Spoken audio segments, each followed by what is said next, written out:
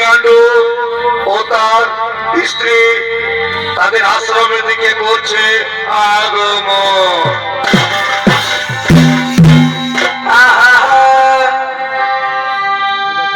চিত্রগুপ্ত লিখে গেছে ভুল হবে না,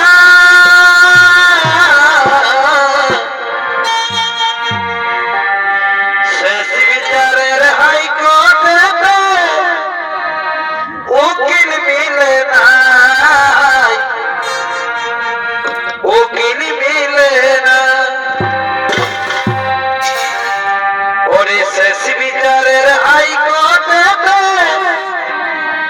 উকিল মিলে না বন্ধু, উকিল মিলে না।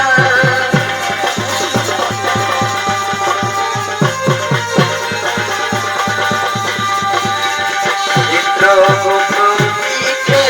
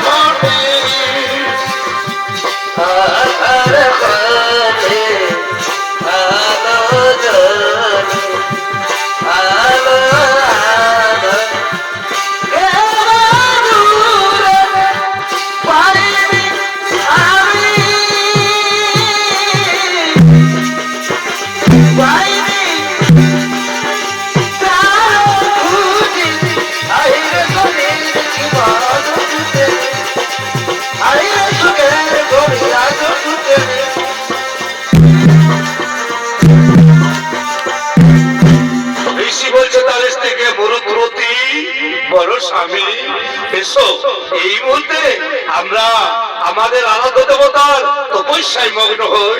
ওগো স্বামী, আজ এতদিন আমাদের বিয়ে হলো, আমার একটু সন্তান এলো না, আমি কি অভাগিনী।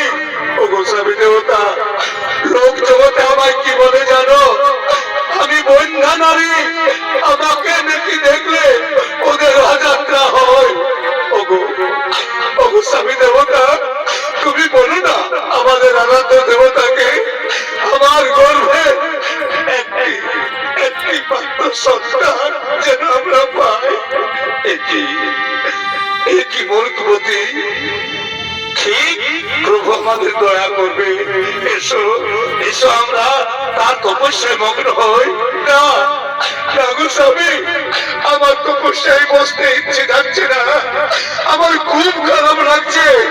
তাই আমি এখন কি করি? করবে নাই কালে অবশ্যই দেবতা আমার মধুমতি কেন না মধুমতি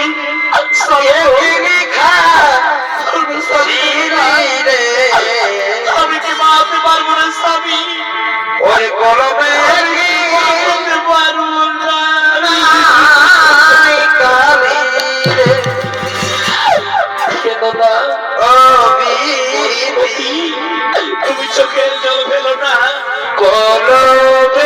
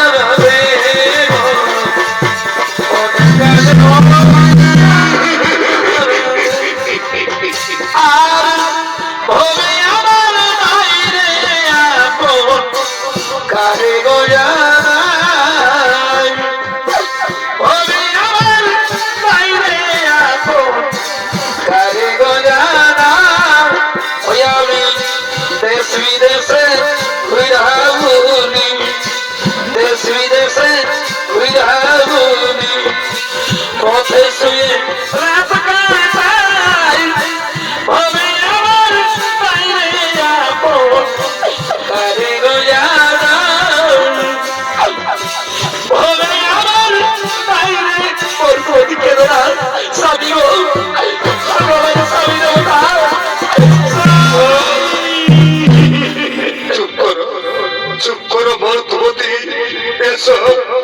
যদি সত্যি আমাদের আরাধ্য দেবতা থাকে তাহলে নিশ্চয়ই আমাদের সন্তান নেবে।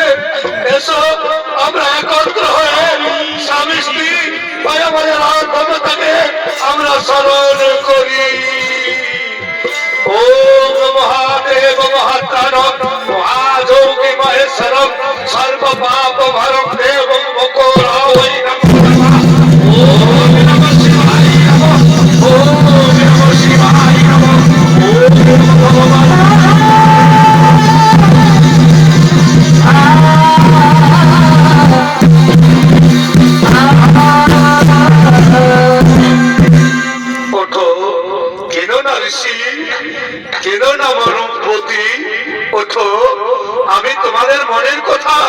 সবই বুঝতে পেরেছি। এসো আমার কাছে প্রার্থনা করো, বলো কি বল চাও। ওঠো ভদ্রবতী, ওই দেখো আমাদের আনন্দদেব আমাদের সম্মুখে। প্রভু প্রভু, আপনার আপনার চরণে সহস্র কোটি প্রণাম। দীর্ঘজীবী হও মার্গণ্ড, দীর্ঘজীবী হও মর্ধবতী। বলো এই মুহূর্তে কি বা চাবো? যা চাইবে আমি তাই করিব না। ওগো ওগো মুরাদদেব, আপনার কাছে আমার একটি প্রার্থনা প্রভু। এতদিন ধরে আমি কোনোদিন কিছু চাইনি, কিন্তু আজ আপনার কাছে আমি অনুনয় বিনয় করে বলি, একটি আমার পত্নীর গর্ভে সন্তান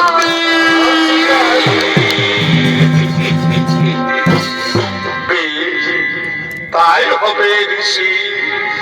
তোমার পত্নীর গর্ভে আমি অবশ্যই সন্তান দেব। তাহলে বলো ঋষি, তুমি কেমন সন্তান চাইবে? অসুর কুলে না দেব কুলে? শোনো ঋষি, যদি অসুর কুলের সন্তান নাও তারাও অনেক বীর, যদি দেব কুলের সন্তান চাও তারাও মাত্র 16 বছর। ওগো ওগো মুরাদদেব, আমি একজন ঋষি, আমার স্ত্রী গর্ভে আমি অসুর কুলের সন্তান কেমন করে গ্রহণ করি? না না প্রভু, আপনি আমাকে ওই দেব কুলের সন্তান যাও ঋষি। আজ হতে তোমার পত্নীর গর্ভে সৃষ্টি হলো দেব কুলের সন্তান।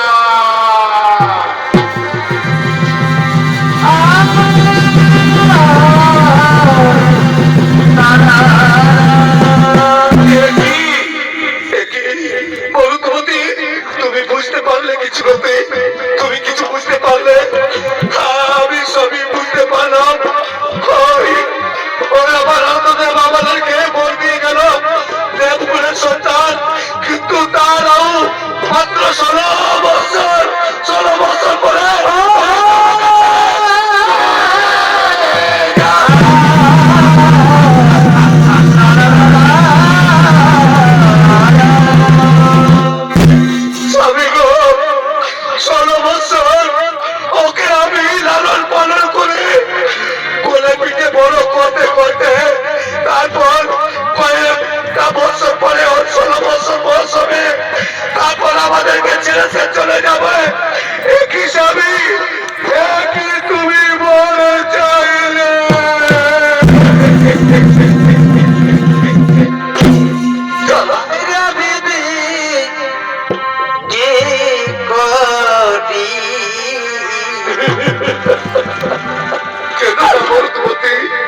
কেন হেন দিলি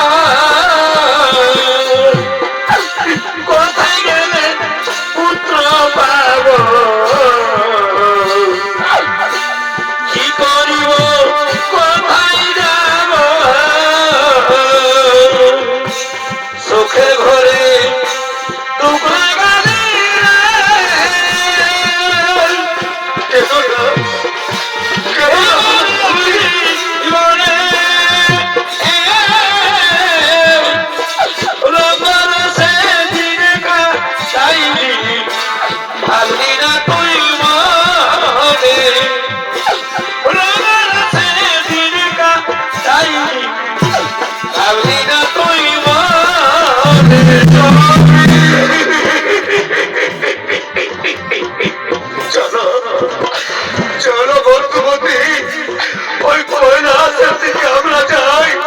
যদি আমাদের আরাধ্য দেবতাকে পাই, তার কাছে খুলে কথা বলবো। চলো চলো বন্ধুমতি, চলো। আমি না কইব রঙের সেদিন কাটাইলে, আমি না কইব রঙের সেদিন কাটাইলে, আমি না কইব রঙের সেদিন কাটাইলে, আমি না কইব। ওদিকে ঋষি এবং তার স্ত্রী কৈলাসে গেলেন, ভাবলেন আবার প্রভুকে বলবো, কিন্তু সেখানে দেখলেন প্রভু নেই। ধীরে ধীরে ওই স্ত্রীর গর্ভে সন্তান গর্ভ নিতে শুরু হলো। ওই গর্ভতে আবার ঋষির পুত্র এলো। তারপর ওই পুত্র বড় হলো। 6 বছর পুত্রের যখন বয়স, ঋষি তাকে গুরুকুলে দীক্ষার জন্য ভর্তি করে দিল। গুরুকুলে শিক্ষায় দীক্ষায় ওই পুত্র পারদর্শী। গুরুদেব দেখছে এই ঋষির পুত্র মাত্র 16 বছর আয়ু, এই 16 বছর পরে সকলকে ছেড়ে চলে যাবে। তাই একে আগামী আমার আশ্রমে না রেখে আমি ঋষির আশ্রমে পৌঁছে দিই।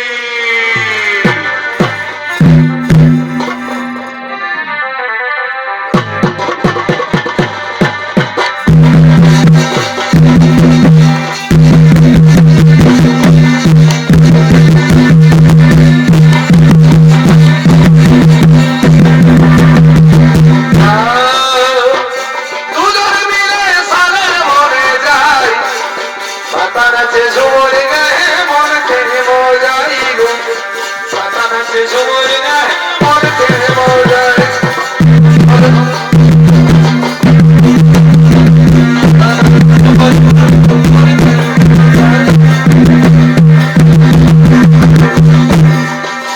বলিও সজনা, বলিও সজনা,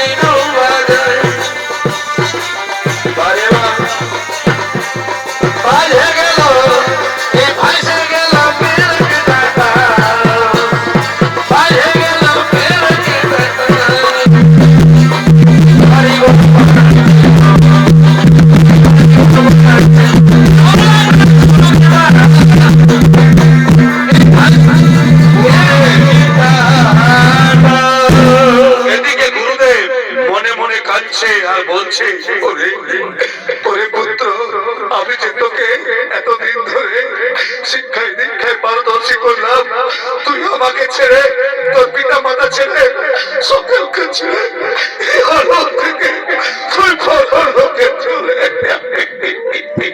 গুরুদেব গুরুদেব, আপনি কিছু বলছেন? না না, আমি কিছু বলিনি বাবা।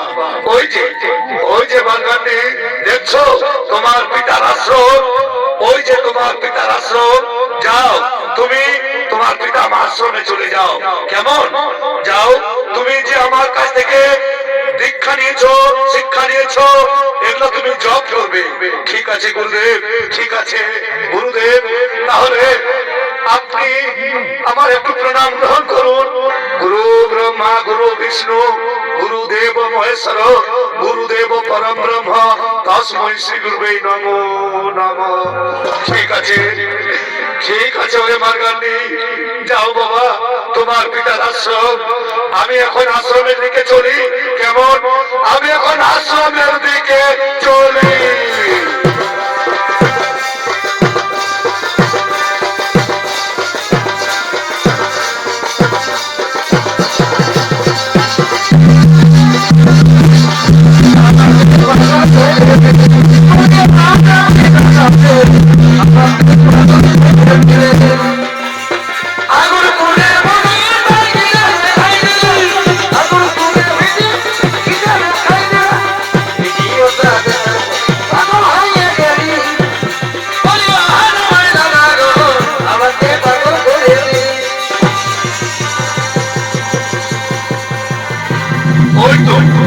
ওই তো আমার পিতার আশ্রম।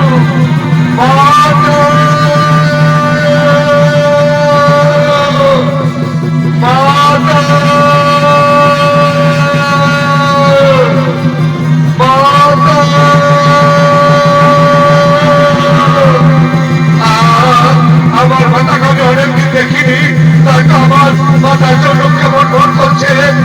মাতা গো,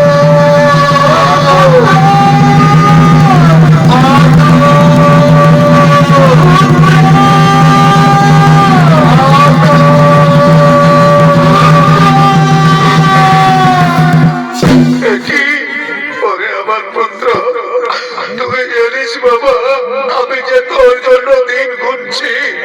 তো আজকে 16 বছর শেষ হতে চললো পুত্র। তুই এরপর আমাদেরকে ছেড়ে চলে যাবি, আমি কেমন করে সহ্য করবো খোকা? মা, তুমি কিছু বলছো? না না বাবা, আমি তোকে কিছু বলছি না। বলছি তোর বাবা এখনো তার আরাধনা দেবতার ওই কাজ সম্পূর্ণ করে এলো না। তুই এতদিন পরে এলি, তোকে পেয়ে কি আনন্দ বাবা, কি আনন্দ। মা, আনন্দ কোথায়? এ তো তোমার চোখে জল। কেন তুমি কাঁদছো মা? এতদিন পরে আমি এলাম, তোমার তো মুখখানা হাসি খুশি হওয়া দরকার, তোমার তো বদনখানা হাসি খুশি হওয়া দরকার। পুত্র, আমি ঠিক আছি বাবা। আমার এরকম একটা হঠাৎ চাঞ্চল্য না বাবা। যতক্ষণ পর্যন্ত তুমি আমাকে খুলে না বলো, ততক্ষণ পর্যন্ত আমি তোমার হাতে জল গ্রহণ করবো না। এই কথা কি তুই বললি বাবা? এতদিন পরে এলি, তুই জল খাবার খাবি না, বিশ্রাম করবি না? না মা, এমনকি আমি তোমার সঙ্গে কথাও বলবো না। তুমি আমাকে খুলে বলো, আমার মাথায় হাত রেখে তুমি বলো মা, আমার মাথায় হাত রেখে বলো, আমাকে তুমি সব কথা খুলে বলবে। ওরে পুত্র, পুত্রের মাথায় হাত দেওয়া অনুচিত। আমি তোকে সব কথা খুলে বলছি বাবা। শোন, আমি যখন তোর জন্য তোর বাবা আর আমি মহাদেবের কাছে প্রার্থনা করেছিলাম, মহাদেব বল দিয়েছে তুই 16 বছর পরে চলে যাবি। আজ তোর সেই 16 বছর পূর্ণ হয়ে গেল বাবা। তুই আমাদেরকে ছেড়ে চলে যাবি, তুই কেমন করে যাবি এ আমি তোকে দেখবো বাবা। আমি কোনো মতেই তোকে ছেড়ে দেব না। মা গো, মা শুনে থাকো মা, যদি আমাকে বেঁচে থাকতে হয় তাহলে আমি তোমারই কোলে বেঁচে থাকবো, নচেত আমি বেঁচে থাকবো না মা।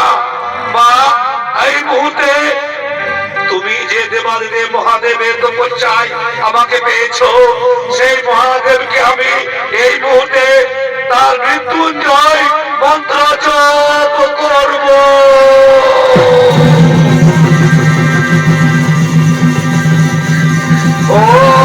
ওম নমঃ শিবায় নমঃ। তুই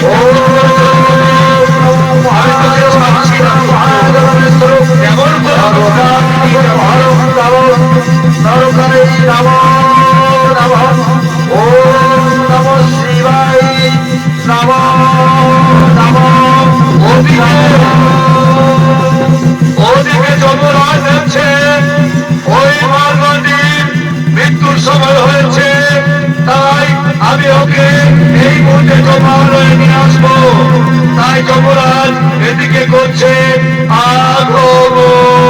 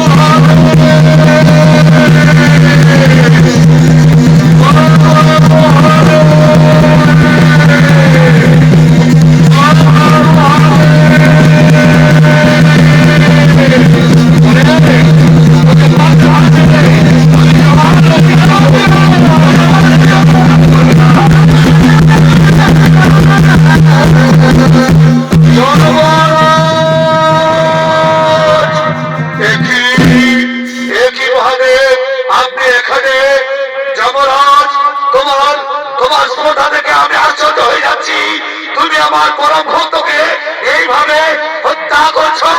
হ্যাঁ প্রভু, ওর আজ মৃত্যুর সময় হয়েছে, ওর 16 বছর পার হয়ে গেছে, ওকে আমি মারতে মারতে জমালয়ে দিয়ে যাবো। যমরাজ, তুমি সাবধান, যদি বহুদের শক্তি থাকে তাহলে ধরাত্র পরিধান বহুমান হত্যার পরিচয়।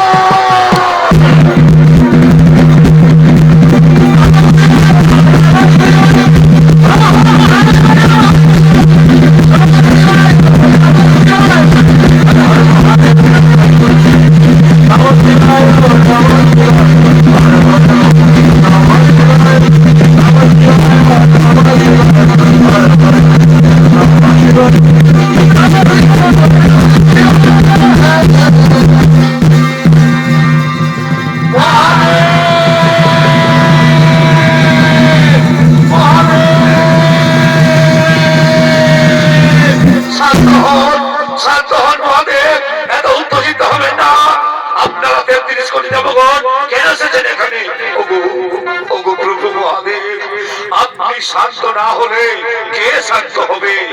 এই যমরাজকে আপনি সংহার করেছেন, এ মহা অন্যায় করেছেন প্রভু।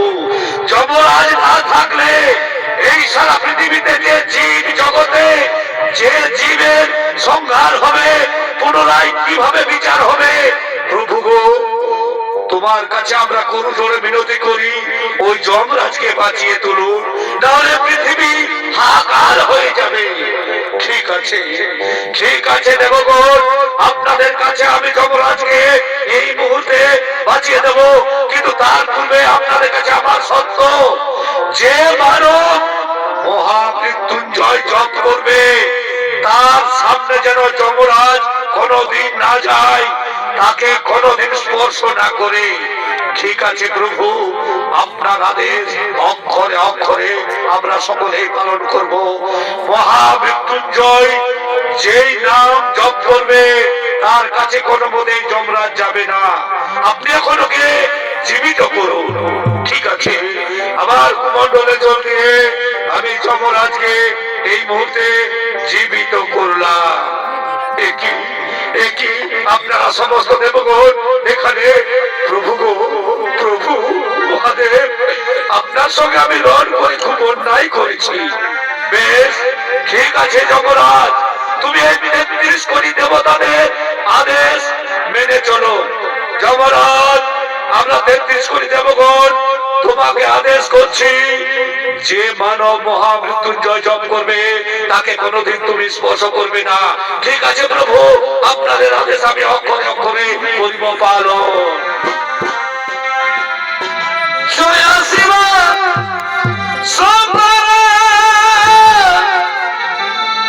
পরম ঈশারা,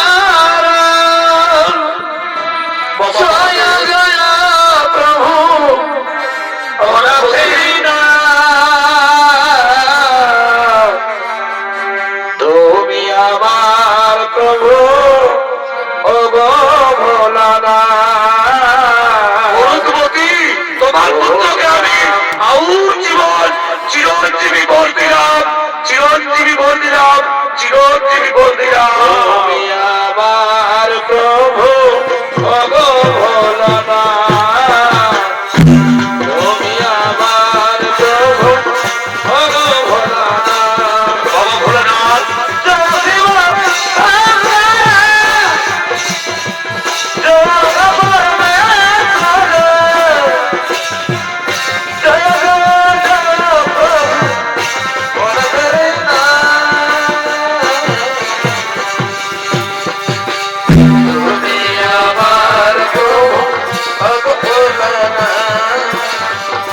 তুমি আমার প্রভু